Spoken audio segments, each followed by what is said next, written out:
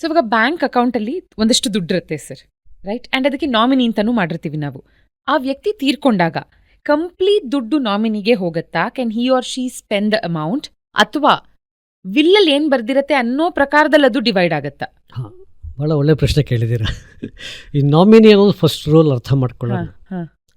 Nominee is a custodian or a trustee. First ಅರ್ಥ ಮಾಡ್ಕೊಂಬಿಡಿ. 100% ಒಡೆಯ ಅಲ್ಲ. ಎಕ್ಸಾಂಪಲ್, ನಮ್ಮ ತಾಯಿ ಅಕೌಂಟಲ್ಲಿ ಒಂದು 30 ಲಕ್ಷ ಇದೆ ಅಂತ ಇಟ್ಕೊಳ್ಳೋಣ, ತೀರೋದ್ರು, ನನ್ನನ್ನು ನಾಮಿನಿ ಮಾಡಿದ್ದಾರೆ. ನಾನು, ನನ್ನ ತಂಗಿ, ನನ್ನ ತಮ್ಮ 3 ಜನ ಮಕ್ಕಳು ಅಂತ ಇಟ್ಕೊಳ್ಳೋಣ. ಸೊ ನಾನು 30 ಲಕ್ಷ ನನಗೆ ಬ್ಯಾಂಕ್ ಅವ್ರು ಕೊಟ್ಬಿಡ್ತಾರೆ. ನಾಮಿನಿ ಇದ್ದಾನೆ, ಬ್ಯಾಂಕ್ ಅವರು ಅವ್ರ ರೆಸ್ಪಾನ್ಸಿಬಿಲಿಟಿ ತೀರಿಸ್ಕೊಂಡ್ರು, ಹಣ ಕೊಟ್ಟರು, ಅಂದರೆ ಅವ್ರದ್ದು ರೆಸ್ಪಾನ್ಸಿಬಿಲಿಟಿ ಡಿಸ್ಚಾರ್ಜ್ ಮಾಡಿದ್ರು, ಅವ್ರ ಡ್ಯೂಟಿ ಅವ್ರು ಮಾಡಿದ್ದಾರೆ. ನಾನು ಅದನ್ನು ತೊಗೊಂಡ್ಮೇಲೆ ನನ್ನ ಕೆಲಸ ಏನು ಅಂತ ಪ್ರಶ್ನೆ ಇಲ್ಲ. ನಾನು 30 ಲಕ್ಷನೂ ತಿಂದು ತೇಗ್ಬಿಟ್ಟೆ ಅಂತ ಇಟ್ಕೊಳ್ಳೋಣ, ಆಯಿತಾ? ಕಾನೂನಾತ್ಮಕವಾಗಿ ಅದು ತಪ್ಪು. ಓಕೆ. ಯಾಕೆ? Nominee is not a 100% beneficiary.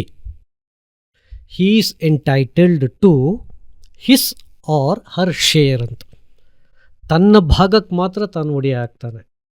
ಅರ್ಥ ಏನು ಇಲ್ಲಿ? 10 ಲಕ್ಷಕ್ಕೆ ಮಾತ್ರ ನಾನು ಒಡೆಯ ಆಗ್ತೇನೆ, ಅದು ನಂಗೆ ರೈಟ್. ಇನ್ನು 10 ಲಕ್ಷ ನಾನು ನನ್ನ ತಮ್ಮ ತಂಗಿಗೆ ಕೊಡಬೇಕು. ನನ್ನ ತಮ್ಮ ನನ್ನ ತಂಗಿ ನನ್ನ ಹಕ್ಕಿದೆ ಅಂತ ಕೋರ್ಟ್ಗೆ ಹೋದರೆ ನನ್ನ ಕೋರ್ಟ್ ಡೈರೆಕ್ಟ್ ಮಾಡುತ್ತೆ, ನೀನು ಕೊಡು ಅವ್ರಿಗೆ ಅಂತ.